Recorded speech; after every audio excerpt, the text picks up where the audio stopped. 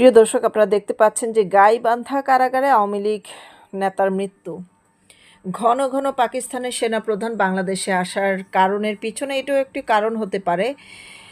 প্রায় সময়ই প্রতিদিনই শুনতে পাচ্ছি যে কারাগারে আওয়ামী লীগ নেতাদের মৃত্যু হচ্ছে, যারা আসলে জনপ্রিয় এবং যাদের নেতৃত্বের ডাকে অসংখ্য মানুষ জড়ো হবে, রাজপথে নামবে, তাদেরকে টার্গেট করে করে হত্যা করা হচ্ছে।